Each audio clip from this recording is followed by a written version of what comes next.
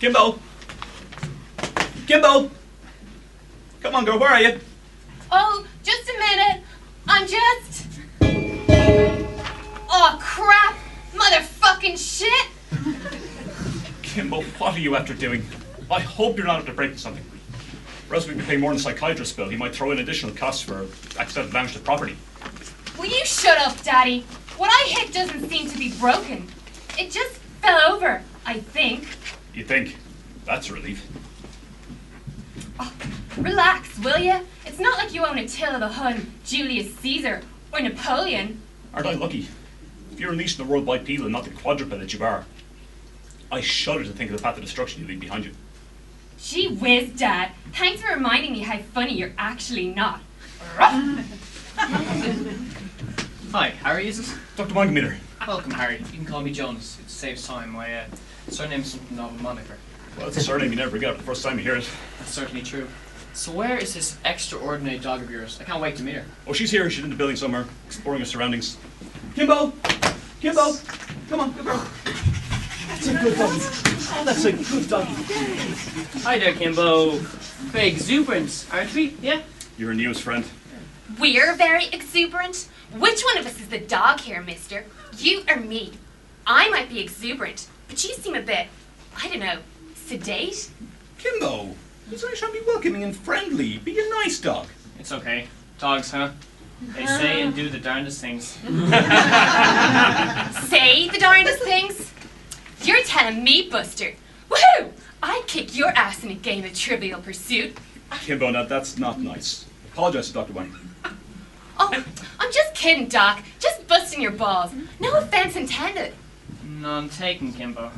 So come on, let's sit down, we'll have a nice chat. A man and his dog. And his doggy head doctor. Whee!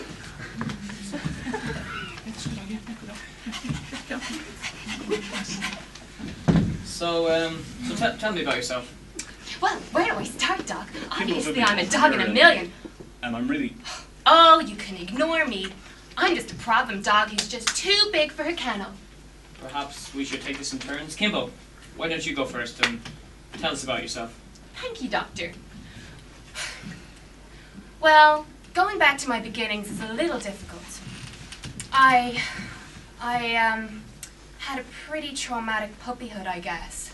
Okay. Do you want to discuss it right away? Well, I'll have to sooner or later, so I reckon I might as well talk about it sooner. You see, Harry here wasn't always my owner. I was taken away from my siblings and my mom and dad when I was a puppy, and this old lady took me into her home. She was very strict with me, and I was in this alien human environment, and I felt a little lost. Sometimes she'd yell at me, and I felt all scared and freaked out. It was different with Rachel. Who was Rachel? Rachel was a dog trainer, see? She has trained me in everything. Took me for walks in the park, handled me in a way that the horrible, cruel, mean, nasty old lady never could. I used to wish that I could leave with Rachel when she was going. So I used to do things like cling to her leg with my paws when she was leaving. A big scene would develop. Then the horrible, cruel, mean, nasty old lady would just throw me into my dark, cold, boxy room in the basement and leave me there till the next morning. Wow. That must have been lonely. Oh, I got used to it. At least I was safe from her cruelty. For some reason, this old lady was always angry with me, and I didn't know why. She used to hit me. No. Oh dear. Well, oh yes. I guess she never got over the time I outsmarted her. How'd you do that? I won a game of Monopoly against her. She probably felt threatened. She was very vain and egotistical, a bit like Cruella de Vil from 101 Dalmatians. Well, good for you. Dunno about that. She locked me up for 3 days without food. And she only started feeding me again when I started making too much noise. Then she gave me dog food that was about 3 days old. It took me ages to chew. You eventually ran away from home, didn't you? After countless attempts. What prompted the first one? Well, we were out walking one day, me and the horrible, cruel, mean, nasty old lady, and we were in the park. A woman and her son and daughter came toward us and wanted to pet me, which was a concept alien to that horrible, cruel, mean, nasty old lady. The little boy reached over to me, and I think it was probably the first experience I had in a long time of a gesture of kindness and friendship. The old lady just yanked me out of his reach and said, "She's only a mongrel, a beast. She's nothing special." Gee, Kimbo, that must have been awful. You must have felt really unloved. Well, when I saw the way the mother of those two kids looked at me, I knew my situation wasn't normal. I looked at the other dogs in the park getting the affection that I was so denied. When I got home, I just sloped off to my room after being kicked in the rump by my so-called owner, and I weep. I think about the contrast between the treatment I was getting and the other dogs. And all I had was my pink elephant for company. Kimbo, I've come across some tales from some of the other dogs I've examined. But your story seems to be one of the really sad ones. Tell me, how did you come to meet Harry? Oh, that was a happy accident, I guess, Doc. I met him in a revolving door, and we've been going round together ever since. I think there was more to it than that. No, so come on, after all that trauma, something had to give, didn't it? Well, okay. Well, after one beating too many, I realized I had two choices. Stay with the horrible, cruel, mean, nasty old lady and die, or take my chances on the streets and hope maybe the SPCA would find me. I summoned the strength to leave. But you must have taken a lot of courage. To have stayed would have taken courage, but leaving took even more. So one night, I ran away. I slid down dark alleyways that no dog in their right mind would go near unless they were desperate or a little bit nuts, which I probably was. Well, being dealt a tough hand probably called for you to take some sort of risk no dog would otherwise. True. Well, I didn't stop going until I got to the suburbs, at the other end of the park where I met those kids. I picked out Auburn Hill, picked a house at random, hoping those kids were inside and they'd take me in. But then, things turned out different, obviously. I'd like to bring you in, Harry. How'd you guys meet? That night. I'll settle down, you. I'll just bring out my wheelie bin for collection the next morning, and I stepped off the footpath towards the road, and I stepped on something furry, and I fell over, and then everything went. Something furry? I'll have you know I'm an exceptional creature, not just something furry you stepped on. Oh, as if I didn't know you, sexy lady. Now that's more like it. She was pretty beat up, I guess, and I didn't really know how to handle her. Typical man, huh? But as luck would have it, my buddy Jimmy, who owns a beagle and a boxer and just lives down the block from me, he was coming home from a night out with his wife, and I beckoned him up, and he helped me to put together up to my house, and he helped me to put together a makeshift resting place for her and helped me to patch her up. But I'm still really worried she might pass away overnight. But when we took her to the vet the next morning, and he told us that all that she needed was some expert veterinary care and some rest, and that she'd be as right as rain again, I was relieved. I took her in, and we've been companions ever since. Haven't we, doggy? Oh, don't be so modest, Harry. You've been a more loving owner to me than any dog has a right to expect. You're a hero, Harry. Well, not here, Kimbo. That's our secret, and even then I think you might have said a little too much. Oh, anything said in here is confidential, right, Doc?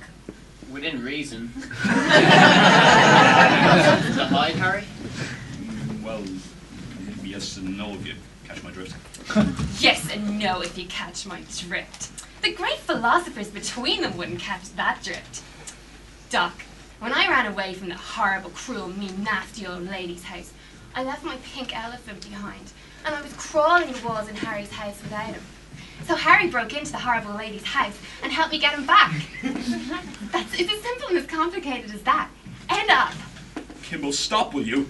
You indulged in a spot of breaking and entering? Oh, Dr. Wankometer, please don't turn him over to the law. I don't want things to go back to the way they were before we met. The truth is, I forced him into it, and I testify as much in any court of law. I don't think dogs can get subpoenaed to testify in court, Kimbo, for obvious reasons. By the same token, there's no law that specifically states that a dog can't testify in court for obvious reasons. Quite. The fact is that Harry came through heroically for me that night, like Superman or Captain America. You're one in a million, Harry. Oh, would you stop, Doggy, or I'll start believing you. You guys have a strong, close bond together, don't you? Well, as strong and close as a man and his dog can have, I guess. Well, if it was any closer, we'd have really big problems.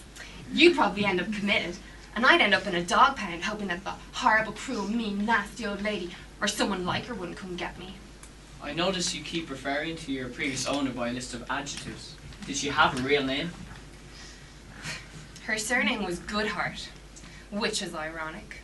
I never saw any evidence of her in actual possession of a heart. You gotta admit, what you call her, I think, is quite cumbersome. Maybe it is, but if the Gestapo uniform fits. That sounds extreme, Kimbo. Why Gestapo uniform? Because! Fuck her! That's why!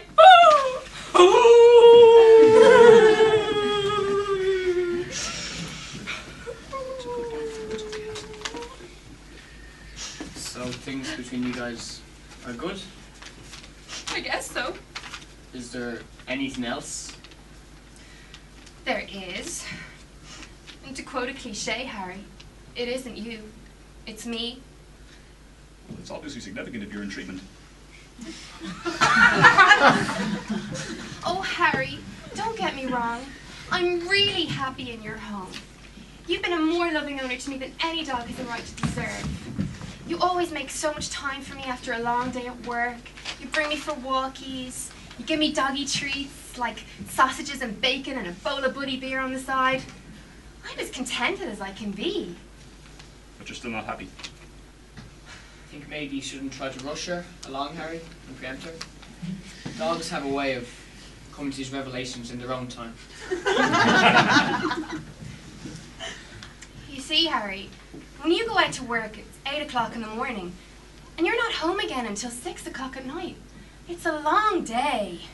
Well, I always leave little parcels and presents hidden in the back garden, and that's a good hour for you at least. Scampering around, doing your doggy stuff.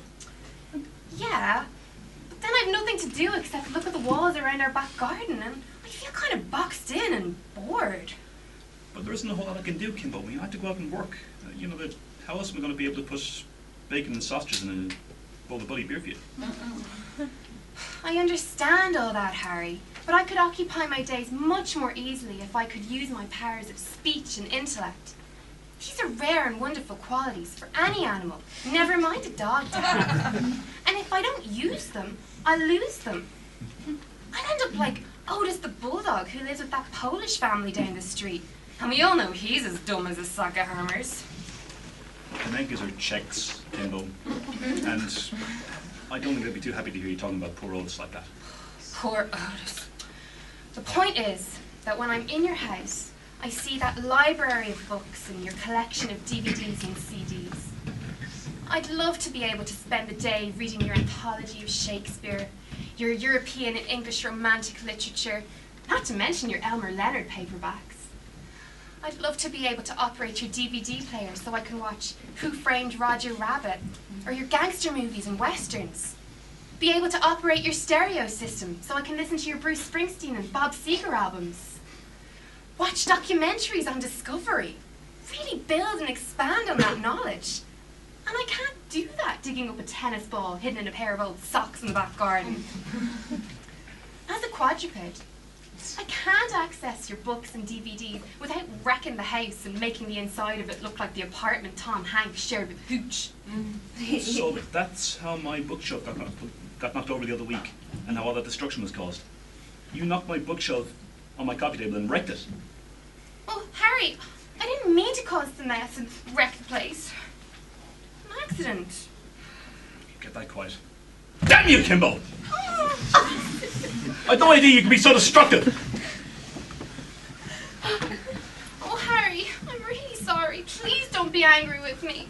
I've never been so tempted to plant a good strong kick up your ass as I am right now. Well, if you wanted to hit me a few whacks, I guess I could understand. Don't, Harry. Hasn't she suffered enough in her young life? You're not that kind of owner. You're better than that. Oh, Kimbo. I'm sorry. I've never laid a hand on you in anger. And I'm not about to start now. You're my biggest pal in the whole world. Come here, doggy. Now that's what I like to see between an owner and their dogs. Well, Kimbo, that's quite a list of activities you got lined up there. I mean, have you got other things in mind? Oh, that's just the beginning. I want to learn how to play a musical instrument, like one of the guitars you fix in the shop. Or play the piano like Ralph the dog. Drive a Ferrari like Tom Selleck's one in Magnum P.I. and do that slalom off the hard shoulder. Then go blasting down the freeway with my shades on, rock and roll music on the radio and the wind in my ears. That'd be really cool. Or maybe one day, just to surprise you when you come home from work, with maybe a dinner? Maybe even do my laundry. That'd be really neat, Kimbo. Ha! Nice try, Buster, but I ain't gonna be your domestic servant. I want to do stuff that dogs only get to do in cartoons and wacky kids movies, like, oh, I don't know, play soccer or learn karate and eventually earn my black belt. I'm gonna be doing this stuff for real. Gee, the idea of my dog being able to kick 7 shades of guacamole out of me when she gets her karate black belt is a bit scary. Oh well, just don't get on my wrong side or walk in on me when I'm practicing and you'll be okay. You've obviously seen the recent TV documentary about Dr. Metamorphosis Constein's work on animal to human DNA alteration. Animal to human DNA alteration. And you hope you can be his latest masterwork. What that man has done to advance the animal kingdom to a level intellectual playing field with humans is extraordinary. I mean, he doesn't just assimilate, he doesn't just adapt an animal's body, he enables it to assimilate seamlessly into the human environment. Look at Eduardo the iguana. He's now a congressman for Florida, and he's seeking to impose a ban on the economic sanctions the U.S. has imposed on Cuba. I mean, that is so inspiring. Also, my doggy is boring. You want to run away from poor daddy after all he's done for you? Oh, Harry, stop being so emotionally manipulative. Humans. Yes, I like being your doggy. I like it that you've given me a home and a feeling that I'm loved. But do you remember that night we watched Heat together? And that scene where Al Pacino's wife says he's not a normal husband? You jokingly said, I'm not a normal dog. Well, I'm not. I like chasing frisbees and tennis balls around the park. It's a lot of fun. But I'm a dog that can share and communicate with you on the same level as Jimmy and all your other buddies down the pub. After going full pelt to retrieve a stick in the park, I'd like to be able to trade critiques with you on Dostoevsky, Philip Roth, and Oscar Wilde. I want to become a chef in a restaurant. I want to reach my maximum potential while I'm still young and robust. And would you not like to enter one of those prestigious dog shows like the dogs in that movie Best in Show? Maybe be the best dog in the neighborhood. Maybe the best dog in the state. What? I would so not like that! All of that preparation and the thought of you turning into one of those unhinged owners, oh, that would drive me barking mad. Okay. How old are you, Kimbo? I'm 3.5 years old, Doc. So you obviously see a big world out there to conquer, and you don't want to be held back. You're imbued with a kind of carpe diem spirit. Exactly. I don't want to look back on my life when I'm old and having let it pass me by and think, is that it? And feel underwhelmed. Well, it so happens a friend of mine is a specialist in Dr. Metamorphosis Constein's laboratory.